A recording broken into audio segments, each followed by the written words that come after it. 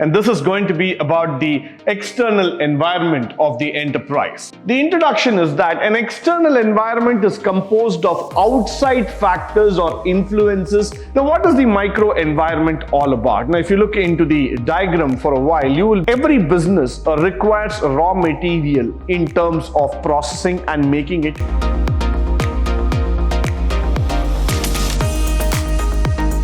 Good morning and welcome to the first session on Unit 2, and this is going to be about the external environment of the enterprise. Now, we have been speaking about business environment in different line and length, and we all know that business environment today is the most dynamic environment, and there are a lot of changes that are happening around us. But when you start looking into a business, there are different aspects that one needs to look in, one needs to understand and analyze, and then we need to start suggesting changes accordingly. So let's first get into the factors of what are the environmental factors, what are the different factors that start affecting a business altogether. Now, the introduction is that an external environment is composed of outside factors or influences that impact the operation of business. The business must react or act according to the flow of operation. So it's quite common here to understand that if there is a slight change that is going to happen in terms of the business environment, then we need to understand this factor that the business operations will also get impacted. Business is not going to stay constant for years to come. Business is not going to be a particular identity that is going to stay forever. If there is going to be a change, now for example, with the introduction of GST, that's Goods, Service and Tax, there was a variation in terms of the revenue, in terms of the accounting standard. Now, with the impact of the coronavirus or the COVID, there was an impact on the business. With the change in government in US or the change in government in India, the business will again face some sort of dynamic environment altogether. So, any point of time, what I would like to mention here is that there are changes that are happening everywhere around the business. It might be both from the external factors or from the internal factors. But what is important for us as people of business environment, as the people who are studying business studies altogether, is that we need to understand how the company reacts to the change. Because for the organization, they cannot sit back, they cannot relax, and they cannot take it so easily, stating that, okay, whatever happens, nothing is going to affect me. I'm going to remain constant forever. That attitude cannot be taken inside. So what comes in and what goes out in terms of a business definitely matters for an enterprise. And that's why we say that the enterprise itself, the business environment, is divided into two factors: the internal environment, the external environment. So you have two factors that are going to come into it. The external environment is again broken into the micro environment and the macro environment. So when you look into the business itself, you have two factors. One which is purely internal, which runs because of your employees, your customers, and so many other factors. And one where you are not in control of, because those are externally happening. Those are things which are not being foreseen so easily. They will come and they will have their own impact on the business. But right now, when we are talking about the external environment, that environment itself is going to be divided into two parts. One is the micro, the other one is the macro.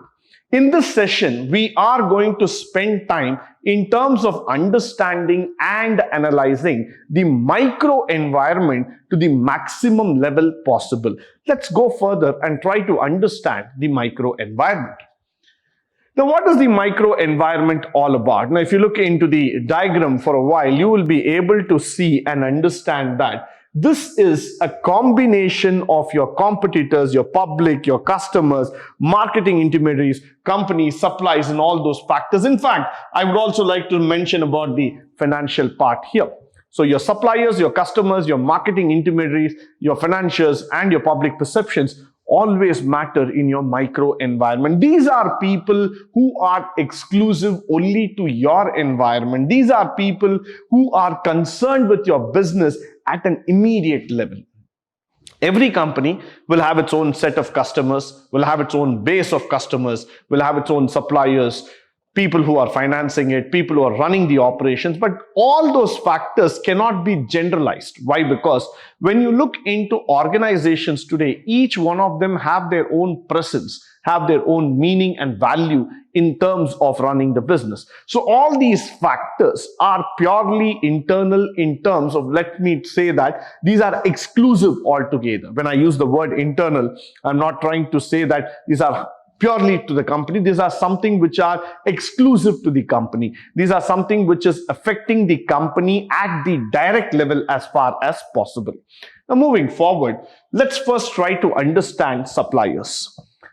Every business requires raw material in terms of processing and making it into the final or the finished product.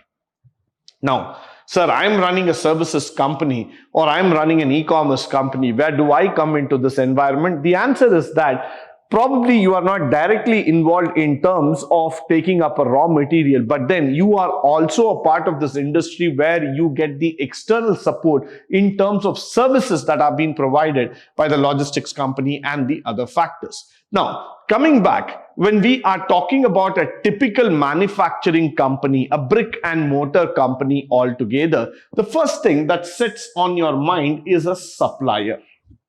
Now, the supplier is a person who is going to provide you the bread and butter, or let me say the lifeline to the company.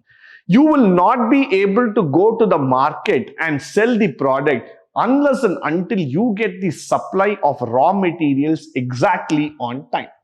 So what is this happening, or what is this going to have an impact altogether if people are going to talk, if people are going to ask you about it? The answer is quite simple.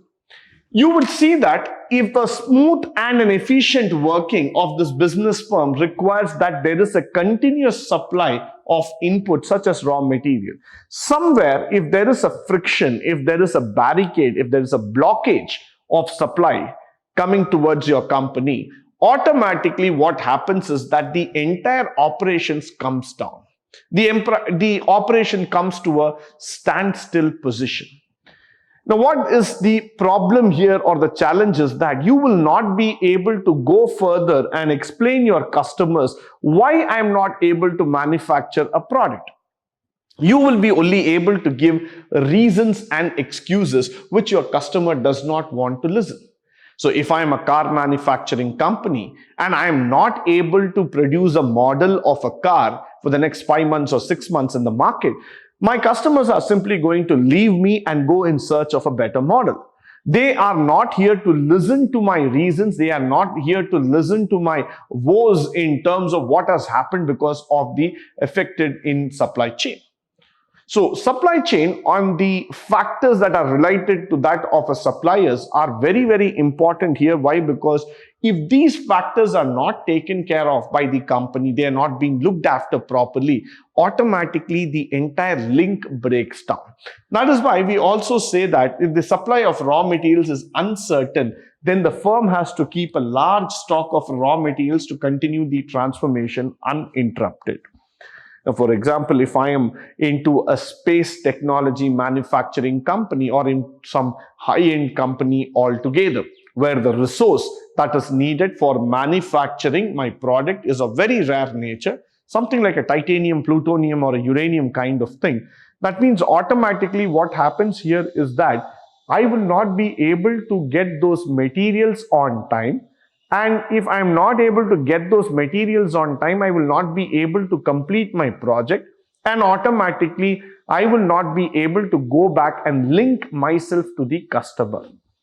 So here, the entire chain is based upon the factor, the raw materials or your inputs. On the other hand, if your raw material is replaceable, is available, it is at ease, which means to say that yes, you can get it from multiple people at multiple time periods altogether, then you don't have to worry because business will start running uninterrupted. So if a supplier A is missing, you can go to B, you can go to C, D, so many options are there, you can keep going on. But what is the challenge here is that Unless and until you are able to get your supply chain in place, unless and until you are confident about the factor that, yes, I will be able to source for the material and complete my target in terms of the next 5 months or 6 months or 1 year, you will not be able to go live in the market. So that is where suppliers matter a lot in terms of building the business. Now, you might have heard about several process systems that have come, like the Toyota process system, or probably we are talking about the Six Sigma, the Lean Sigma, and all those factors. These are all the factors, these are all the tools and techniques or methodologies, which I would like to say, that have been designed in order to make the supply chain, make the operation even more effective. But then what are we trying to talk about there also is that when we are trying to measure the effectiveness of the organization in terms of quality, again, that effectiveness comes from the base factor, the supply.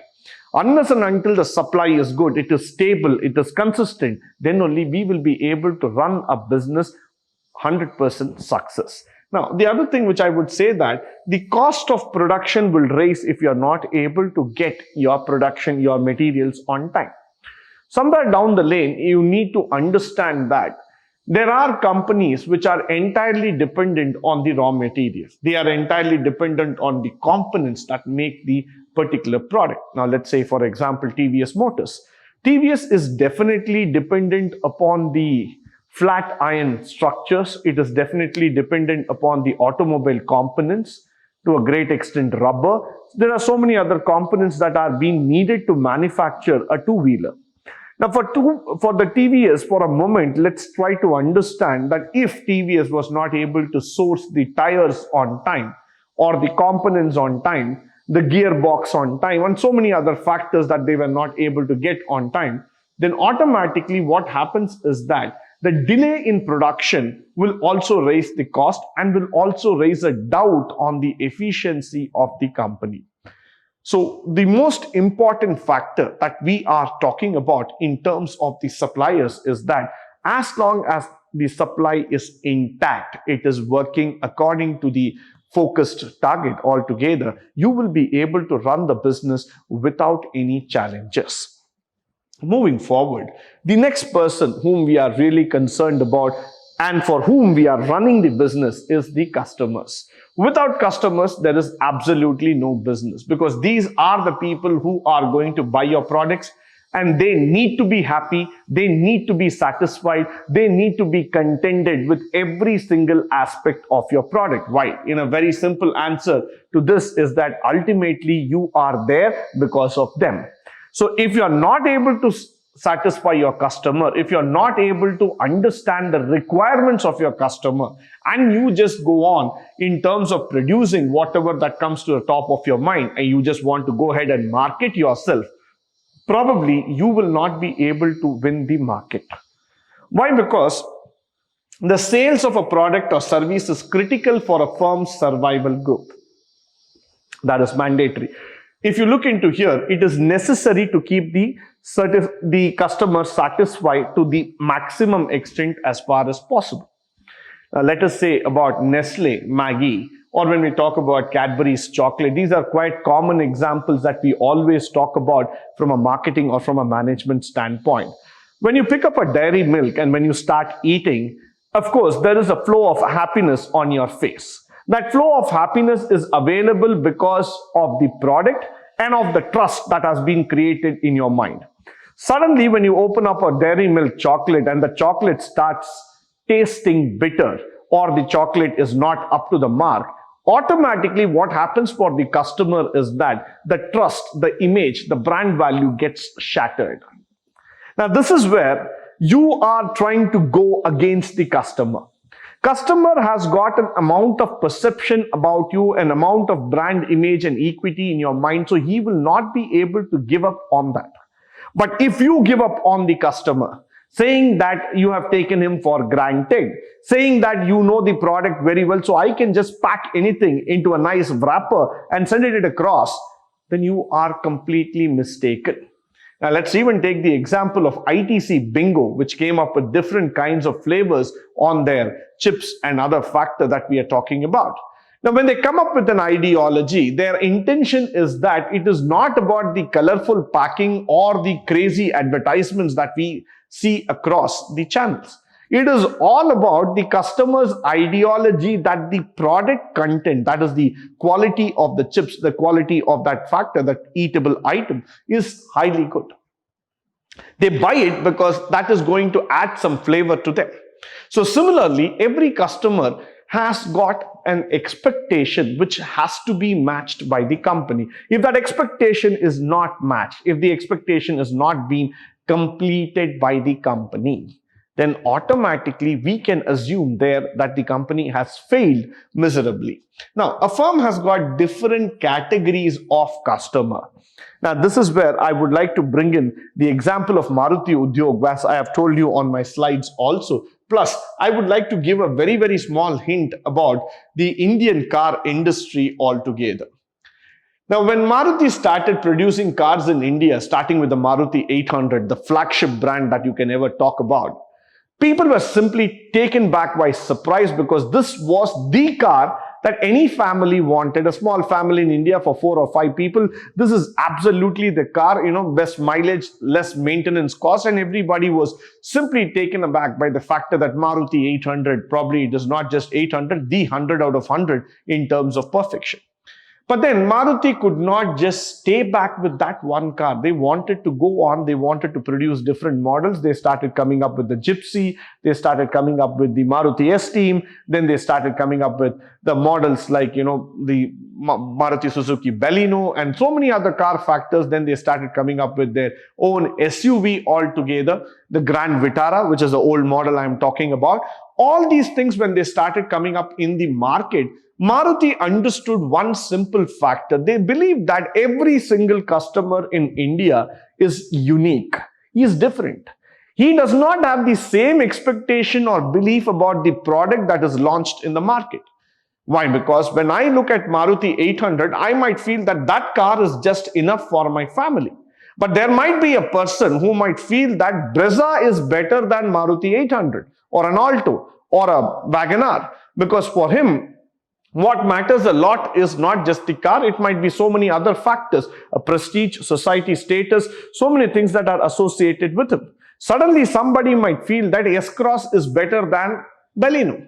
Now, why is these comparisons coming in is that everybody has a different level of understanding, accessibility, affordability when it comes to the automotive industry. That is why today in India, probably you have seen car ranging from 2 lakhs, that is from a nano car onwards, to probably the highest like a Bugatti also, which is selling around at 20 or 25 crores across the road. The reason is that India has got so much of diversity, so much of range, that every single customer has a different expectation altogether. So there cannot be one single car that can just go ahead and satisfy everybody across the road and say that this is the end. Now, when Kia has come up with a Sonet, Kia would not just end with a Sonet. Kia would go ahead and start doing a next car. Might be the name of the car, might be Kia Poem. Now, I'm just guessing it. I'm just putting it across to you. But then the factor here is that Kia would not just stop with a Sonet. Kia would not just stop with a Seltos. Neither it would stop with a Carnival. Kia would definitely come out with still more better brands and better ideas, like what MG Hector has also been doing. Now, when I talk about this automobile industry, what is really interesting is that each of this company has spent quite amount of time in terms of understanding the customer, in terms of understanding the factor that what are the technicalities, what are the specifications each and every customer wants inside their car. They are not just going to believe that, yes, I have produced the best model in the world, a standardized model, and it's just going to run on the road. It is never possible. Why? Because customer will always go back and ask for more. So at any given point of time, what you need to understand here is that if you are able to satisfy your customer, if you are able to go forward and make your customer believe that, yes, I am doing the best and whatever I am giving you is the best for you, then automatically you are able to satisfy them and they will stand by you at any given point of time. Followed by let's talk about the marketing intermediaries. Now, for a firm, marketing is the two eyes of the company, which I would like to say. Why is that? Because in an external environment, it is all about the selling and distribution that comes to the final buyers. When the first time Cadbury Silk came into the market, the most excitement part of this particular product is the packing itself. What is that? People started looking Cadbury Silk as an exclusive package, might be a family pack chocolate altogether, nice, big, bubbly, cubed, and it's on the top of the melting point in terms of the chocolate. But then what was Cadbury Silk trying to do? It was trying to market the brand Cadbury's in such a manner that it wanted to tell probably we are the smoothest chocolate maker in this world. Why? Because when you look into a normal Cadbury's dairy milk or a fruited nut or an almond, whatever is that, but then when you suddenly start talking about silk, it is becoming an exclusive talk now. The way it is marketed is all about the love and care that is being reflected in each and every of the social media, the advertisement that we are looking about. Cadbury's did not want to project the same image of just saying kuch meetha ho jaye. No, that is not what they wanted. They wanted to go back and tell every single person in this world that silk is definitely an epitome of chocolate manufacturing, which they wanted to display. So this is where you need to understand the way you are trying to project a particular product actually matters rather than just having the content in place. For many reasons, if you start looking into companies like Godrej, or if you start looking into companies like Hindustan Lever Limited, they've all been successful companies because of the repeated advertisements, the repeated value-driven factor altogether that has gone into the minds of the customer. So today, when you go and say suddenly about the Rinse soap, or you talk about a Lifebuoy, or you talk about a Sunsilk, or you talk about a Fair and Lovely, let me change the name to Glow and Lovely also. Now, all these factors have been possible because of the repeated advertisement and the reach in terms of getting the mind share. They are not just working on market share, but they are working on mind share. Why is that? Because they have included every single factor, starting the agents, merchants, distribution, wholesalers, retailer, the whole chain altogether, because they want every single person who's associated in this marketing process to understand what they have been doing. It is not that easy that they'll just go ahead and say that, yes, this is the product, just go start selling it. No, they don't want that.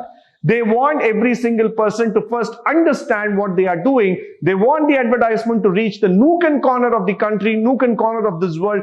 Tell everybody that this is the product. Please try it. Now, after that marketing is done, that's where they want to come back and they want to reach. So that's where marketing intermediaries are responsible for the transportation of goods, the marketing of it, the publicity, every single factor. See, normally, when you start seeing a truck which is nicely decorated and everything, and then you see a nice quality Waltz ice cream logo on the truck, immediately you are able to understand that truck is carrying ice cream.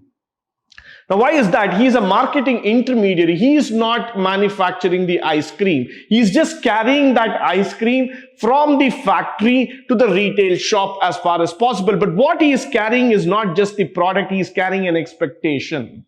He is carrying a mind share altogether. He is telling to every single person on the road, he is telling to every single entity on the road that, yes, I am carrying a brand. I am carrying a brand entity altogether, an equity image altogether. So whenever you look at me, you will not just remember about the company, but you will remember the value of the product. That is the impact what a marketing intermediary can do to you altogether. So you need to understand that at any given point of time, there are fractions, there are values that run all together inside the business who actually help you to reach superior targets. Now, going forward, if you look at the research firms, the consulting firms, they all start helping the company in terms of becoming better, brighter, smarter, and move forward. Now, there might be reasons. Now, for example, when you start looking at the way things are being branded today, it requires a little bit amount of thinking. It requires a little bit amount of strategic advancement altogether. I'm not just going to do marketing because somebody has asked me to do. I will do marketing because there is a strategic advantage for me in terms of bringing it. So the logo, the color, the symbol, the way it is projected, the way it is written, the way you are going to tell it to the customer, everything starts mattering. And that's why the marketing intermediaries will make a great job in terms of making your product reach greater heights. Now, moving forward, I would also like to talk about the financials here. Now, when I talk about the financials, let me just show you the diagram here for a moment. If you just look into the diagram, you will be able to see some numbers, some graph populating on the screen. But then that's what typically anybody would look. Why? Because finance is not just about numbers, but finance is all about understanding how to calculate that numbers, how to reach that number. So that's why I say typically business owners take out a loan to get started, and the growth of the business depends on the additional loans that they obtain. So every stage you need money, and the money has to come on a constant flow to you so that you are able to run the business uninterrupted. Finance is not just about, talking on the accounts or keeping the book of records and just writing it down, but it is all about understanding a deeper insight. Will I be able to sustain? Will I be able to generate capital? Will I have the sufficient money so that I will be able to go on a longer term basis and grow as far as possible?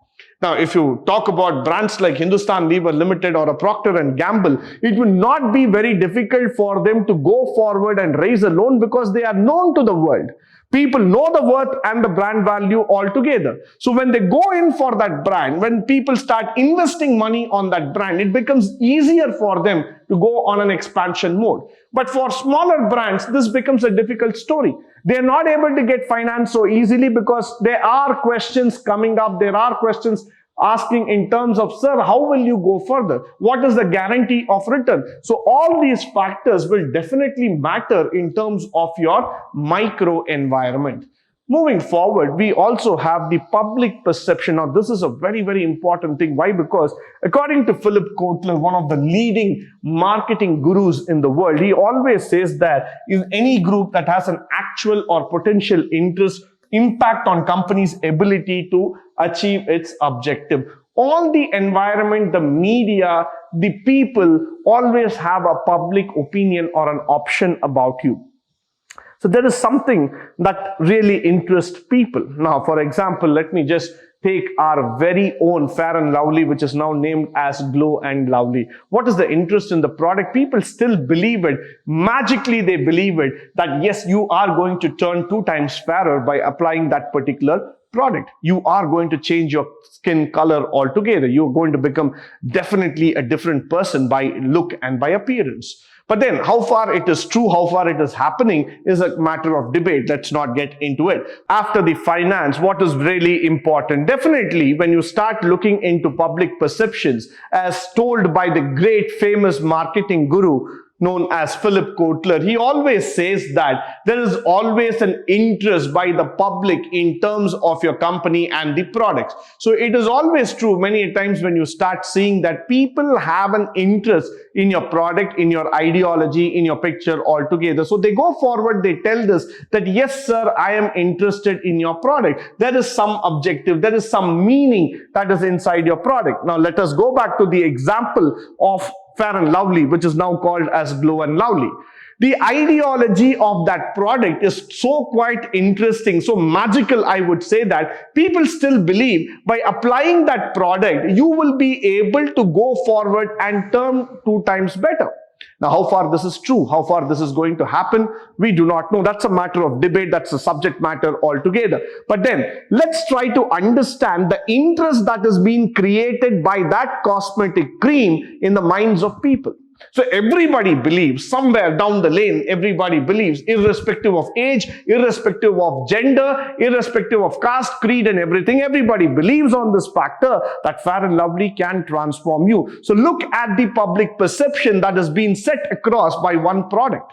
That's exactly what matters to you when it starts coming in a business environment. Your product, your company will definitely have an amount of impression created in the minds of the customer and that impression is mandatory, because without that impression, you're not going to survive. So every time when you're going to be reported by the media group, by the environmentalists, by the citizens of the People Association and so many factors, they are going to talk about you. They are not just going to accept you as what you are.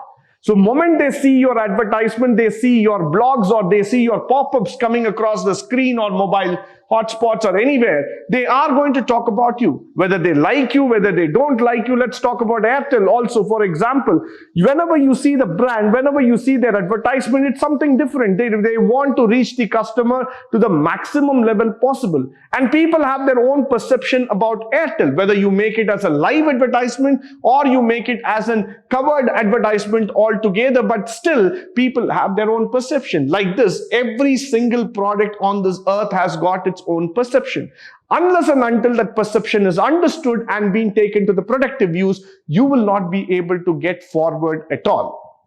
Now, moving forward, with this, we come to the end of this particular session. I hope and believe this entire session was highly informative, useful, and productive in nature. In the next session, we are going to talk about the macro factors of the business environment, which really matters for a business in terms of doing their operations. Until then, stay tuned, stay blessed, and stay enlightened forever. Thank you once again for joining me on this wonderful session.